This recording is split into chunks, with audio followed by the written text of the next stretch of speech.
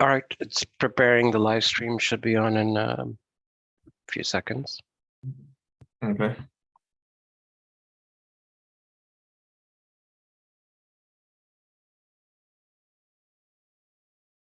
Okay, and we're live. All right. Thanks everybody for joining the Nirmata Office Hours for Kyverno. This is April the 13th, 2023. This is episode number 2. And today we're going to talk about the Kyverno 1.10 release, which is just around the corner, and share with you the major features and also do a demo of those major features. So let me first share just quickly what those features are, and then I'll kick it over to Charleroi, who will take a look at the first one. So the version 1.10 release, which should, we already have the first alpha out showing the release notes that you can go and check out on GitHub, is a huge release that we've been working on for several months. And there are 4 major features with lots and lots of other features and enhancements and fixes that are part of this. But the 4 that we're specifically highlighting are the first one, which is we've decomposed Kyverno, the main process anyway, into 3 separate controllers. So as of 1.9, we had a new controller, which was separate to begin with, called the cleanup controller. But in 1.10, we've taken the main Kyverno deployment and we've broken that up into 3 different ones. So now you'll see an admission controller, a reports controller, and a background controller, which means that you can, at your discretion, either turn on or off the ones that you don't want, which also means that you can scale them independently, you can secure them independently, you can adjust resources based on which functions that you need. So it's a nice way to show and be able to control and get the only functionality that you want. So that's pretty neat. The second one is intra-cluster service calls, which I'll cover. It's the ability to call out to other services that are within the cluster and even do things like post to them. Notary v2 support. So Kyverno has had support for cosign signatures and attestation validation for quite some time. And in this release, we've added initial support for Notary v2. And so Jim will be showing us that one. And a lot of reworking of the generate and mutate existing policies that are in what we call the background controller was done to the point where this is basically a feature unto itself. We've fixed a lot of things, we've improved performance, and we've also enhanced it to give some new abilities that have been asked for quite some time. So we'll be showing that off as well. So that's the list of things. Let me kick it over to Charleroi, and he's going to, before he has to leave, show the first one, the decomposition. Okay, so, well, I'll share my screen, and to introduce the decomposition, we can first look at the Kyverno architecture diagram that presents how Kyverno works internally, and we can see in this diagram that Kyverno is mostly plugging itself on the admission chain in Kubernetes. So this is particularly true for enforcing policies along the chain, like when a resource is admitted, it goes through the admission review process and is processed by Kyverno and goes through the Kyverno engine, which gives an indication on what should be mutated or what has to be validated. And in the end, the webhook takes the decision to allow or reject a request. But Kyverno is more than that. We have the report controller that runs in the background. We have the background controller that also runs in the background and doesn't have to be coupled with the admission chain. And we also have the cleanup controller that doesn't require to be invoked during the admission phase. So for those reasons, we decided to split different controllers into separate binaries. So now we have one pod running the background controller, another pod running only the reports controller. Of course, there's a pod that runs the admission controller. And finally, another pod is taking care of the cleanup controller. So what does it change in practice? Well, I created a small script to create two clusters. So I have one cluster that's called 1.9, another cluster that's called 1.10. Then I deployed Kyverno 1.10 in the first cluster, 1.9 in the first cluster, and Kyverno 1.10 in the second cluster. Now, if we give a look at what was deployed for Kyverno 1.9, so we have Kyverno, which is the mono application we had in Kyverno 1.9. It runs the admission controller, the reports controller, and the background controller in the same binary. The cleanup controller was already a separate binary in 1.9. So this was before the decomposition happened. Now, if we do the same thing in the second cluster, so now we have more binaries, and every binary has a single responsibility. The Kyverno admission controller is responsible of admission requests. The background controller is managing mutate existing rules and generate rules in the background. The cleanup controller is still the cleanup controller, and the reports controller is managing all reports in the background scans. So admission controller can still produce reports at admission time, but all background scans happen in the reports controller.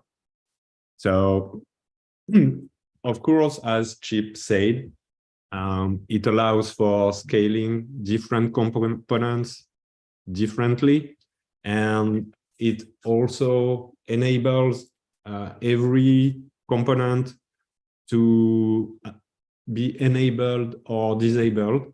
The only one that we won't be able to disable is the admission controller, because it has some responsibilities. It validates policies are correct and things like this. So the admission controller will always run in the cluster. All three other components can be disabled if needed, and they can be scaled independently. So the big advantage here is that you can enable or disable components. And of course, if there's a problem with the reports controller, it shouldn't affect other components. The cleanup controller should still run as expected. The background controller should still run as expected. And the admission controller should still run as expected too.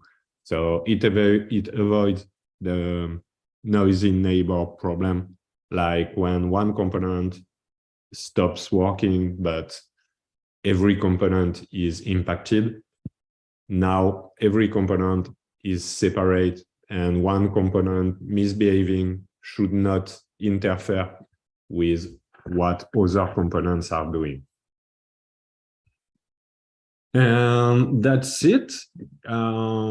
It required significant changes in the Helm chart. So for those reasons, we bumped the major version of the chart. Right now, it's still available in alpha, but the previous chart was 2.7, and the new chart is going to be 3.0.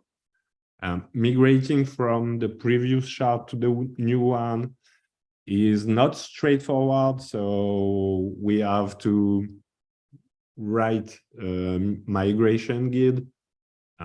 We tracked all changes in the chart README with everything that changed in the chart values. So it should be a good starting point to write a migration guide. But well, in a nutshell, all the changes, all the values we had before at the root of the values are now moved in dedicated sections. Like there's one dedicated section for the admission controller. There's one dedicated section for the cleanup controller. There's another one for the reports controller. And of course, we have one for the background controller. There's still some common section in the values, but we had to reorganize the different parameters of the Helm chart because the new components have different configuration settings, and we had to change a couple of things in this area. But anyway, the migration guide should be ready before the official release. So for now, it's still an alpha version. So the documentation and the migration guide are not completely done yet, but everything will be done by the time we release the official version. Do you have any questions? Thank you, Yeah, Charlotte. Yeah, one question. When you separated these admission and controller and other controllers, do we have more components that you plan to decouple in future? Not for now. It doesn't make sense to split further. We could have created one generate controller and one mutate existing controller, but they are very similar. So keeping them in a single background controller was relevant. But we don't have more candidates for further decomposition right now. Okay, yeah, thanks.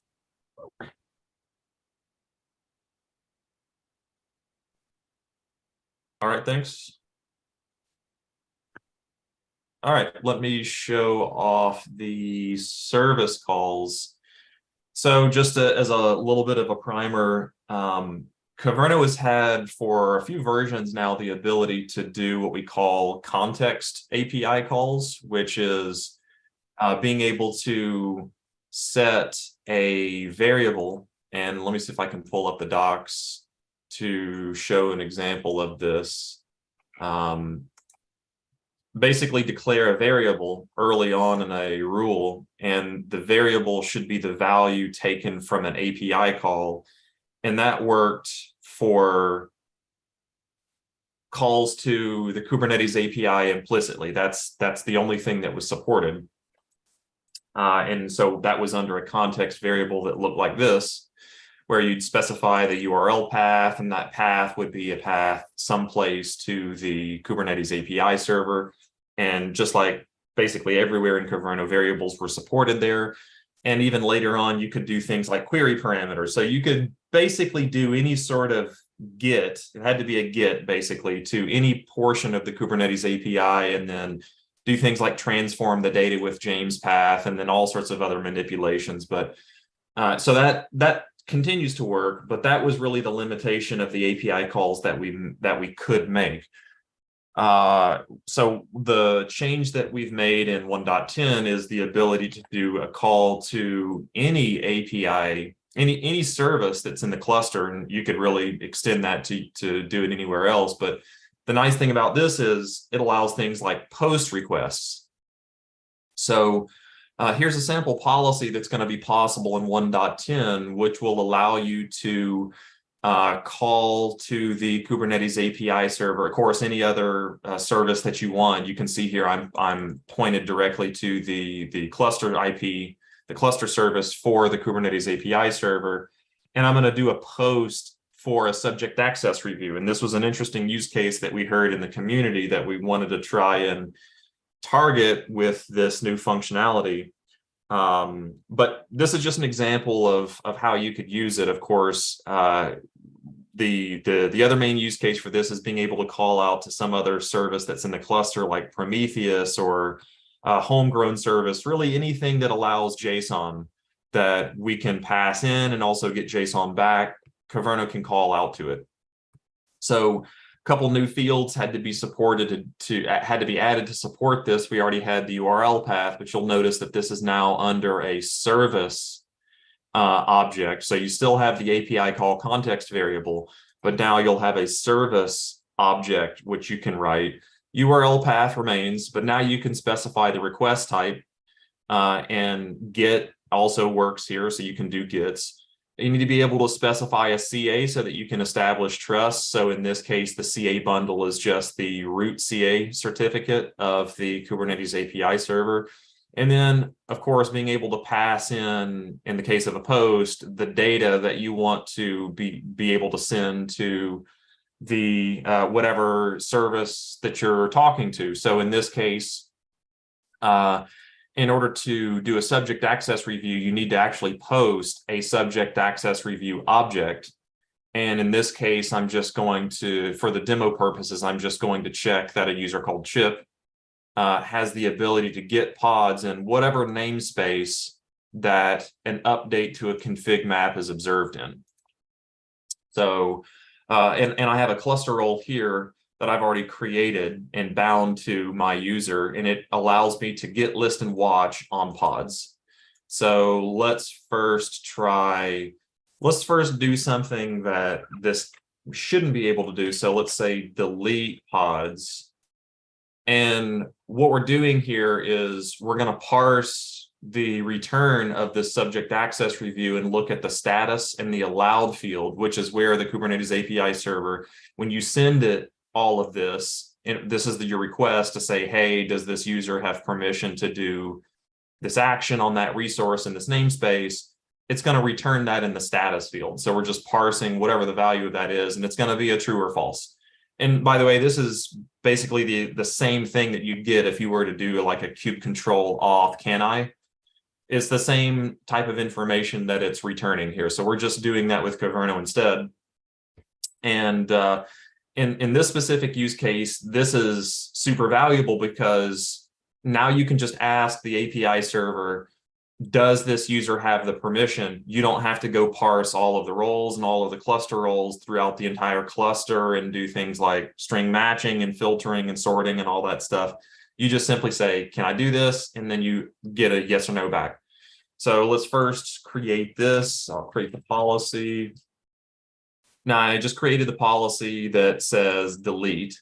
So based on the cluster role that I created, delete's not here. So I would expect this to fail because this says deny, again, an update to a config map if it's not true. So it should be false. And if I get a config map here, let's just try and label it. And we can see here, we got the failure response back. User's not authorized. So if I change the verb to one of the ones that's in my cluster role, and I got get, list, and watch there, so we'll just do a get. And so I'll go and update this cluster policy to flip the verb from delete to get. Now this should be allowed as part of the cluster role. So I'll do the same action. And we can see here that it was allowed. It got the response back from the API server. It said that I was allowed to do the get based on the policy definition. And so that's really it. So super handy, as you might imagine, to do service calls. There's a lot more that you can do with this. Again, any sort of JSON that you want to send, and also as long as it can receive JSON, you can call any service in the Kubernetes cluster that you want to. And even if you had a service that was of type external name, you could make an external call. Again, keeping in mind that this is the first version of it, so it's going to be somewhat limited. But you pass in your CA for trust if it's a private CA, and you pass in your data, and you get a JSON response, and Kyverno will be able to parse that. So that's a little bit about this new service call feature that's coming in Kyverno 1.10. So hopefully you can see how useful this can now be, because you can do things like I'm showing here, make a validate decision, consider some external data, but that's not all you can do with it.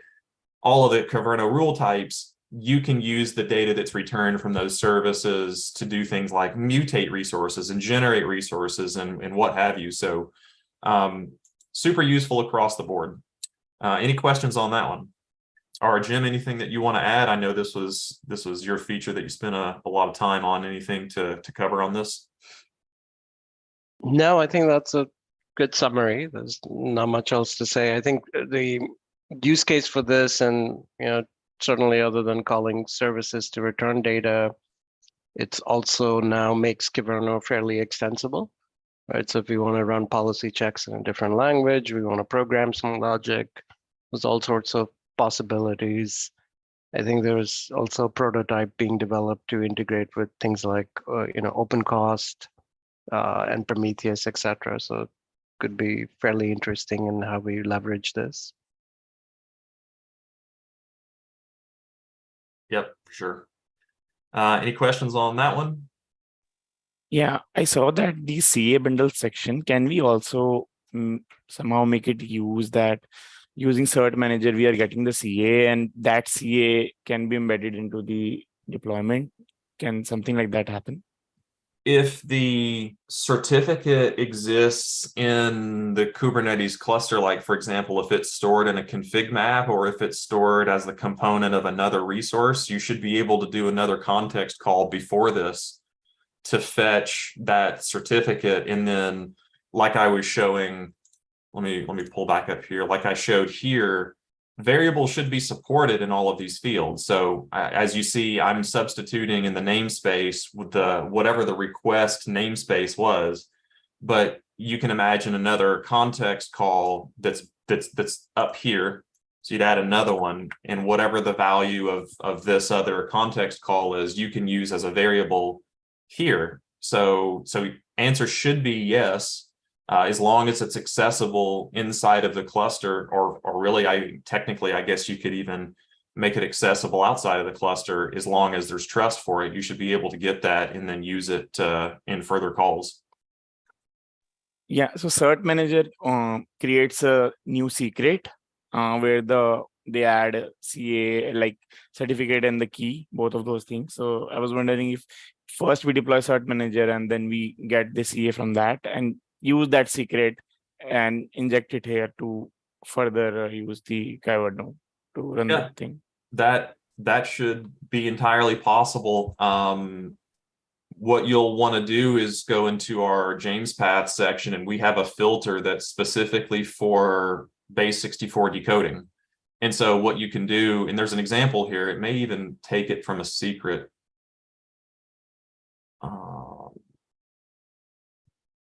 No, I guess not. Well, secret key ref. So it's looking at, it's looking at the secret key ref, and then you're doing, you are looking at a secret. It's calling out to a secret. You can see here that we're using that base 64 decode filter to decode whatever. In this case, it's just in the license field, but this is what you would use to decode the secret that Cert Manager creates. And then you would just have, like, for example, it's called status here, but you do something similar and call status the context variable. And then you just reference that in the other call, and that should be your decoded certificate that's in PIM format that the subsequent service call should accept. Okay, nice. Okay, thank you. So the docs have all these examples. So Shubham, what you're probably thinking of is, so where we are providing that certificate, it's certainly possible. Maybe Chip, if you pull up your example again. So we're saying CA bundle, and you would just embed the text, right? So one thing, it's possible to just say something like CA bundle key ref, right? Or and just make that simpler to, if that's a common pattern. So in Kyverno, we haven't really, or I guess at one point the decision was not to specifically depend on Cert Manager. Although Cert Manager is very widely used, and it's an awesome tool, but just to kind of keep the projects decoupled. But yeah, here, if we allow that keyword, that would make it it's a further simplification, but really it's just a shortcut for what Chip is showing here, where you would need to pull those two entries in the secret, and then you would have to combine them to get to your cert chain. Yeah, because if we can just embed those secrets, so it's up to the deployer how they want to configure things. They can add certificate here, or they can use reference from some secret or something else also. Like, let's say they want to get it from some other vault server. That can also happen, right? Right. Yeah, Yeah, that no, would that's certainly be a good enhancement. right. And with our cosign integration, we support something like that, right? Where if you specify the keys in KMS format, right? So if you say something like, I think you would give like secret : / and then the namespace name and the name for Kubernetes, or if it's Vault, you would kind of prefix it with Vault. They've kind of created a small set of KMS servers that they support, including Kubernetes secrets, etc., just to make it easy. And based on that, they load automatically from either a config map or a secret or whatever object you're pointing to. Okay. Yeah, maybe if you want, just file a enhancement request. It's something that definitely can be done. It's just I guess prioritizing it and seeing how many use cases does that address versus other things. Yes. First, let me try the existing setup that you have. I'll try to deploy it, and let's see it from. And I will try to also use some secrets with cert manager, like TLS type secret, and let's see how that goes. Yeah, no, that would be good. I think that's a good enhancement to try and support just in general. Yeah, and keep in mind that field, the CA bundle, you don't need leaf certificates. You certainly don't need the TLS keys. So all that's used for is for the Kyverno application to establish trust. So you may just need only the root CA certificate. If you have subordinates, you may need that to make the chain, but you typically don't need the leaf, and you don't need the full TLS secret type if that's what your cert manager or whatever else is generating. You typically just need a CA certificate. Okay. Right.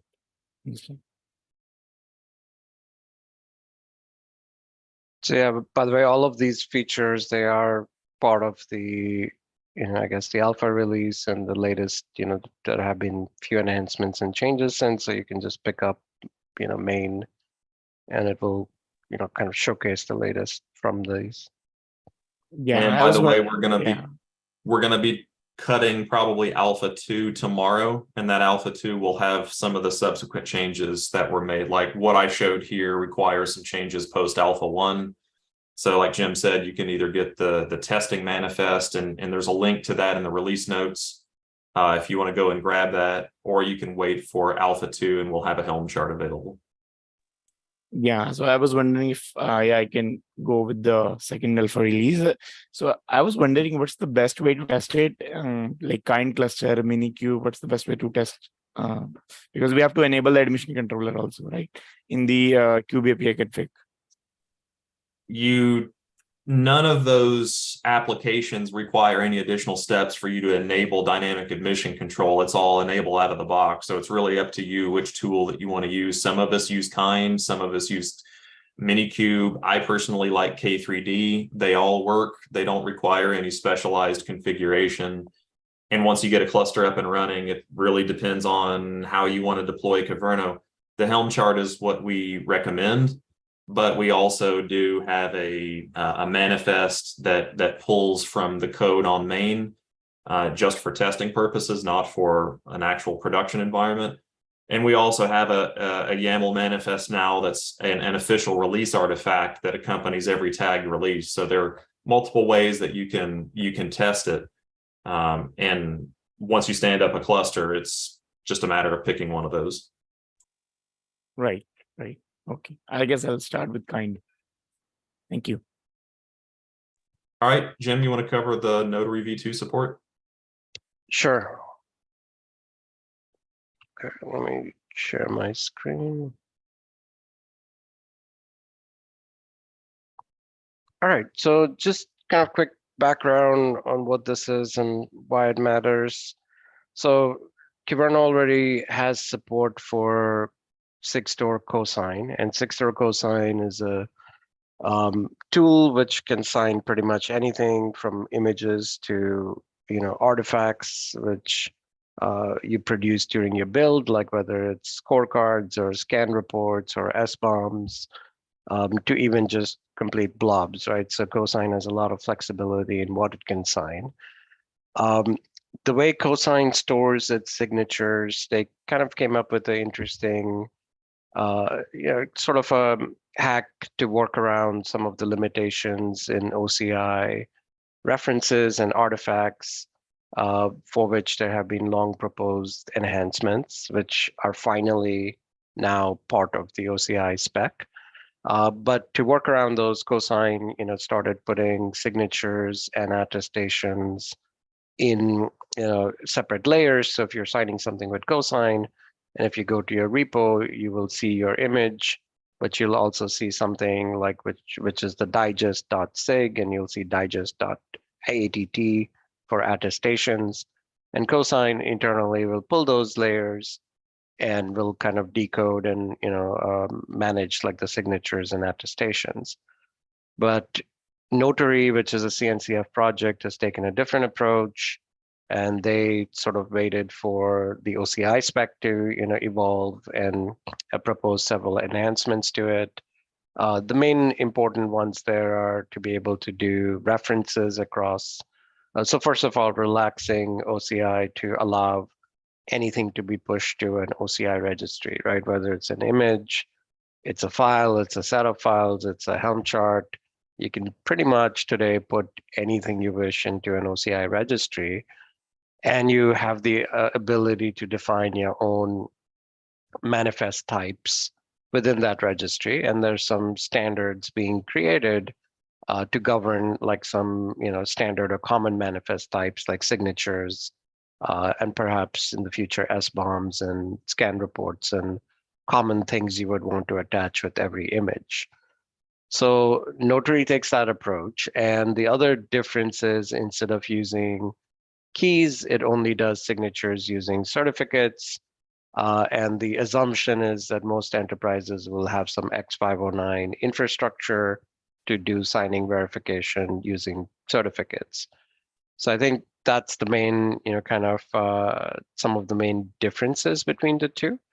And what we're seeing now is there are, of course, in the community, there's support for both cosign as well as Notary, with, it registries like ACR, the Azure Container Registry, AWS's ECR, Docker Hub, they're all kind of, supporting Notary. So most likely there will be clusters out there, or you will end up with images depending on where different, OSS projects and different vendors publish. You may end up with images of both format, right? So in Kyverno, just like we have cosign support, we're also adding Notary support with 1.10. And the policy really looks pretty much the same, right? And this is one of the reasons why we haven't made this policy GA yet, the declaration, because we want to make sure that there's no API changes as we add Notary support. But here again, just like we were discussing before, like with the like when we were looking at the service API calls, basically the idea is that you're saying that, hey, I have some image references here, I'm just wildcarding to everything, and I have attesters, so basically signature authorities in this case, or certificate authorities, and this is the certificate I want to support. Now again, this could come from a config map, could come from a secret, could come from different sources, but the basic idea is that here's my policy, here's my cert, and make sure that everything is signed with it, right? So to sign this, what you would do is I'll kind of just show what this looks like. So first of all, I'm using Azure Container Registry, and just when I was kind of checking this, seems like there's a bug which just got introduced in Azure because it's messing up how the manifest is laid out. So this is very new, right? And I think for KubeCon, they're preparing some updates and things like that. So one new thing you'll see if you go to Azure Container Registries, and this is, by the way, this will land in AWS and Docker and other things as well. So if you go to repos and you select your repository, you'll see the kind of your tags, but then there's this new thing called artifact preview. And right now I don't have any artifacts here, right? So I have my image, I can see the manifest for the image, but there's no artifacts attached to the image. So now if I go to the command line and if I just do notation, notation is the command line for notary. So if I do notation sign, and I can just do it by tag or I can do it by digest. So just to keep things simple, if I do this by tag, which is just v1, it's going to sign that. It's warning me to say, hey, running this by tag is probably not the best. But then it seems to failure because, yeah, it's for some reason the way it's formatting the tag doesn't or may or may not be correct. But even though it's failing, if I go to Azure and kind of look at it, let's say if we refresh here, go back to artifacts. Now I see I have a signature artifact attached to my image, right? So this in OCI is its own artifact, but it refers through the referrers API or through references, it refers to the image. And that's why Azure is being able to make that association to say, hey, this signature is referring back to my image digest. So these two are related. Now, if everything was working, and when I tested this a few days ago, if I do notation verify, and again, if we just do it by tag to keep things simple, it should work. And it would say, yeah, okay, now you have a signature. So I'm able to verify based on my certificate, right? But there's some challenge right now with ACR, which I'll report to them after this call. But that's preventing it from being enforced. Now, going back to the, to the what happens in Kyverno. So I have this policy already configured in my cluster. And if I do, so let's remove the other policy because anyways, I don't think it's going to apply to.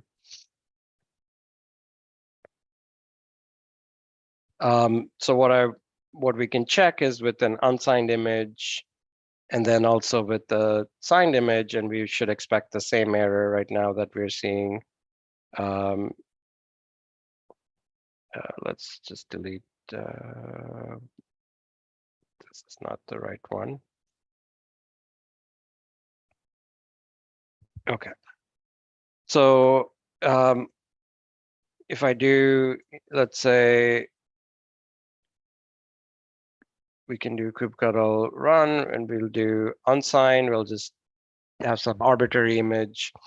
It's going to tell me that, hey, this image doesn't have any signatures that match, what you want to verify, which is what we are expecting here, right?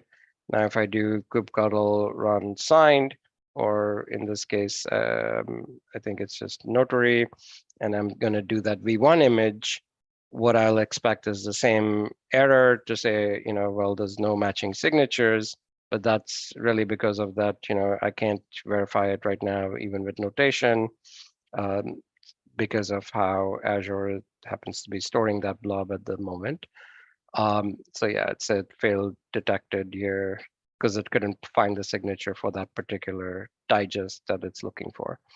But the expectation is that if this bug didn't exist, or if I was testing with AWS or GHCR or other registries which are supporting this, it would now pass because it was able to find the next signature or the right signature that matches what we want. So that's really, I mean, from a user perspective, it's as easy as picking your format. You say, I want notary or I want cosign is the other alternative. And that's all that you would need to do. And now we're also in the process of adding in support for attestations with notary, which is a very different implementation than cosign, right? So you would be able to, of course, sign and push attestations, but you would also be able to then, and when you're verifying things, Kyverno will be able to pull those layers in memory, check for JSON, data in those layers. So if you want to check for a particular package in an SBOM or check for vulnerabilities in a scan report, you will be able to do all of that just like we can today with cosign. Cosign uses in toto format attestations. For notary, it's just going to use OCI artifacts underneath, right? So basically, with this feature now, Kyverno will have full kind of support of OCI artifacts and references, where it will be able to pull different pieces of information, and that, in fact, in the future, we can leverage the same feature underneath to even pull and apply policies in memory and other things, because once you have an OCI client, which can manage artifacts, it opens up a lot of other interesting possibilities for Kyverno as well. So that's a quick demo. I guess right now, with at least with ACR, it's not working, but it will work with other registries. And we'll, be after KubeCon, we'll be doing some more blog posts and other things, especially once these features solidify with all the registry providers. Any questions, thoughts, feedback on this?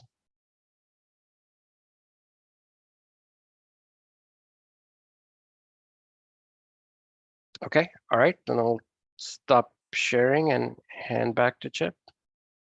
All right, I think the last one here, some of the work that's gone into the background controller, Shooting is going to take that one, so I'll pass that over to her. Sure, let me share my screen. Okay, so I think we have 15 minutes left.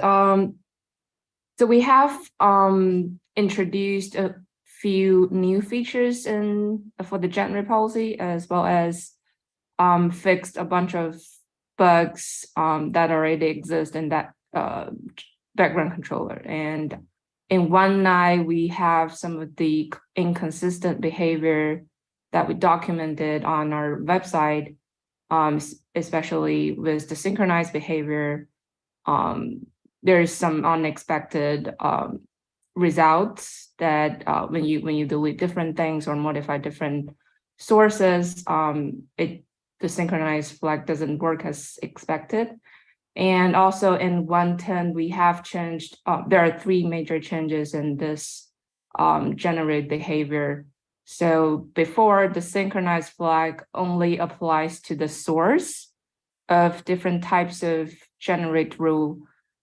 We have data and clone types of rules for a generate policy, and the synchronized flag only applies to the policy when you have a data type of rule, and it also applies to the clone source when you have a clone type of rule. But now the synchronized behavior or the flag also applies to the trigger resource. That means if you have any changes on the trigger, that'll fire the generate rule to be applied again. And if you have the trigger deleted with the synchronized enabled, your downstream resource will also be deleted.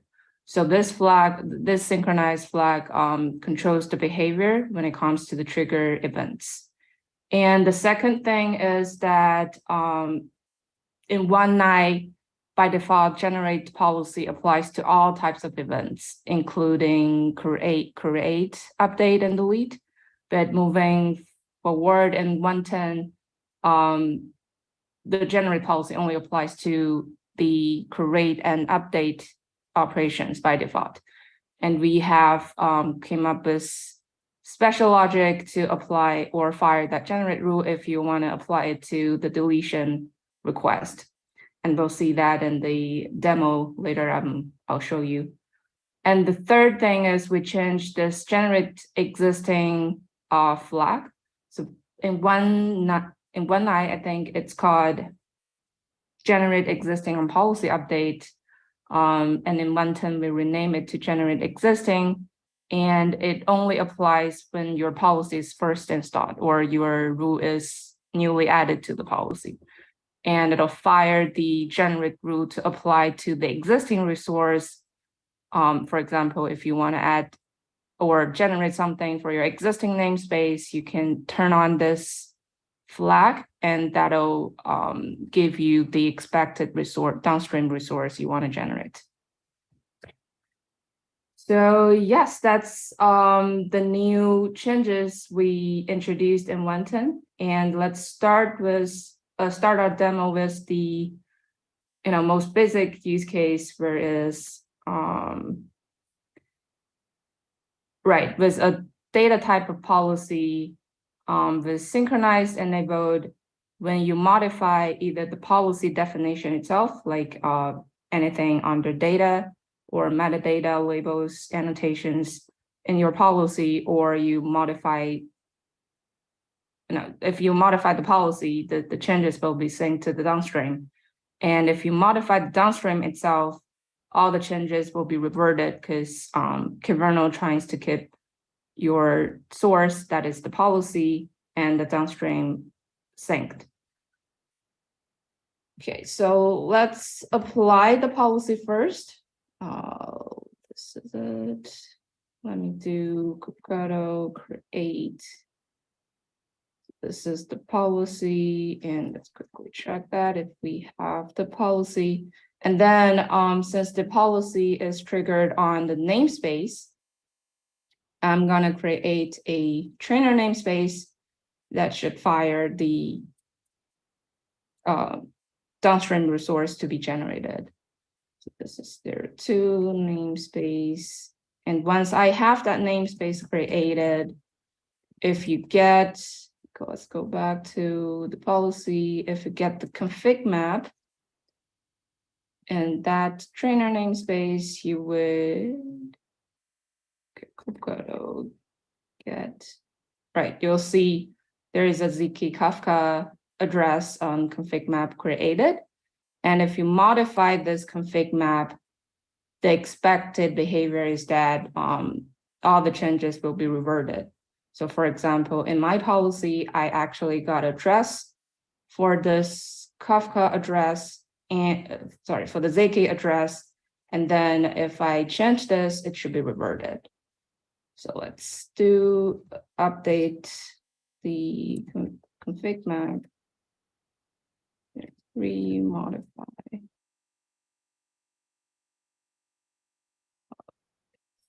Actually, and apply. And if you get that config map again, so you can see the ZK address is reverted to whatever you defined in your original policy. And if you turn that flag off, which is the synchronized flag off, you can modify your downstream without Kyverno reverting your changes. So this is the basic standard behavior in the data type of rule. And similarly, I think I have a clone policy here.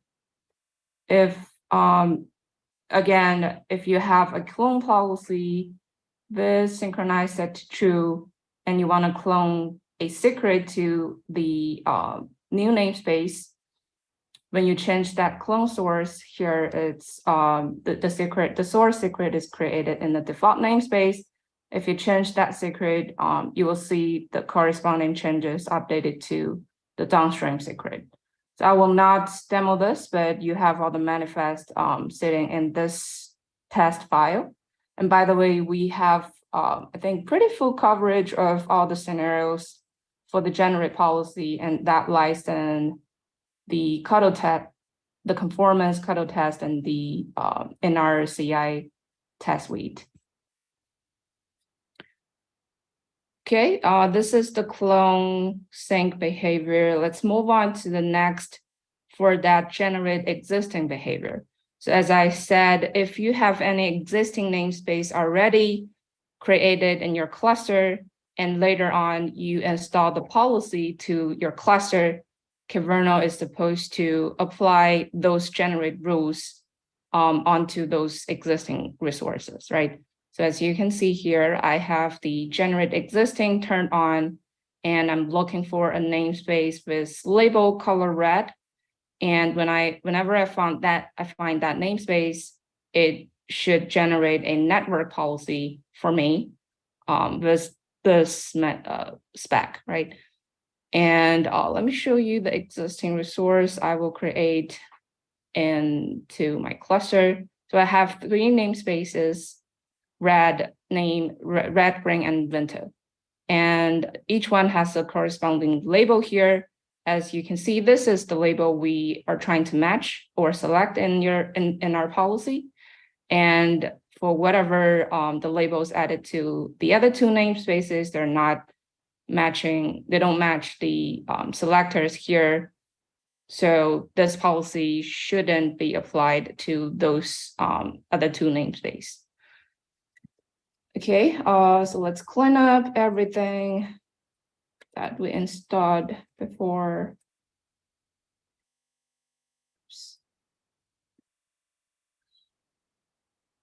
Delete. Okay, and then try to create this policy. Create.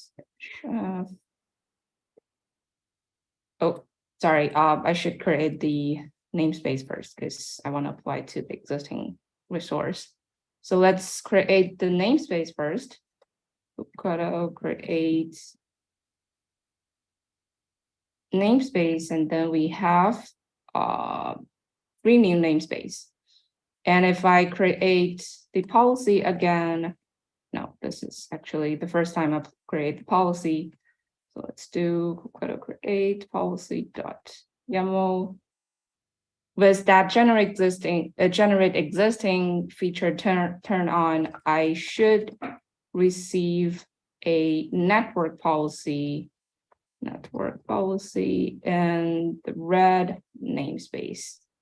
And if you check the other 2 namespace, which is green and winter, you should not see any in those namespace.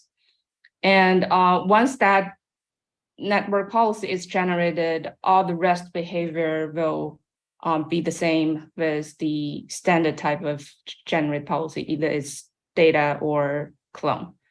And the synchronized flag takes control if, whether you want to sync the changes or not. Okay, and the last example I want to show you is how do you fire the generate policy on a delete type of admission request. So we've come up with this special logic that you have to select the operation delete when you want to fire the generate rule. And by default, if you don't have this operation, when you delete the cluster policy or the policy with the data type of generate rule, that your downstream resource will be deleted. So that won't apply or fire the generate rule to create another resource. So if you want this behavior explicitly, you want to add the operations delete here to your rule, and that will generate a secret in this example when you delete the namespace. So let's quickly try that out. Delete. And then if you, we need to create, let's see, we need to create two namespace and the source resource that we want to clone to the new namespace. This is because one of the namespace is used for deletion, and another namespace, as you can see here, I'm trying to fetch a label in that deleted or terminating namespace and create the secret into a new one. So here is the label. It points to the second namespace here. Okay, so let's apply this, all this manifest. grade 8. And then, let's check namespace. If I delete the namespace, one of the namespace, delete namespace, then there's the name. Okay, take some time. If I delete the namespace, I should receive a secret in this, in another namespace. Type, yes, it's a secret. So let's do a get secret in this namespace. This is exactly the secret we want. Wait, so this is the clone.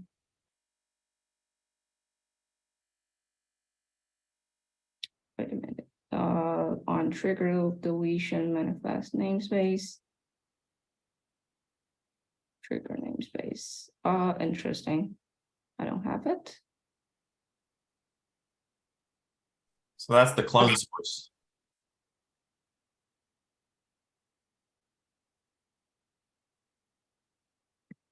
Wait, is that the same namespace? Oh, right. In Alpha 1, we have a bug that when we delete the trigger namespace, we'll delete the clone source. And we have fixed it. Chip has found it, and we have fixed it in the post Alpha 1, and it'll be available in Alpha 2. And then you can see there's a new namespace secret generated in this namespace. Okay, I think we're over time. And if you want any other type of, if you have any other type of use cases, you can, I'm pretty sure you can find out the, reference or examples in our test suite. And if you can't, just let me know, reach out to us. We can build it for you.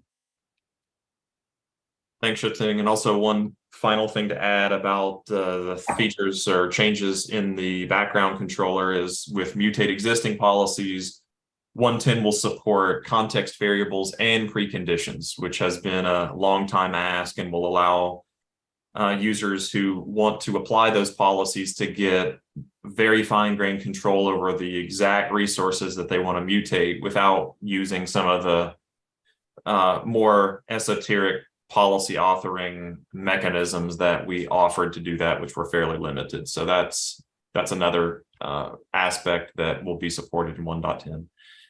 And with that, we're out of time. So thanks everybody for joining. We will catch up with you next time. For those that are watching the live stream, check the README on the Nirmata Office Hours for Kyverno repo to see when we post the next one and what the topic will be. Thanks everybody. Have a good day. Thanks.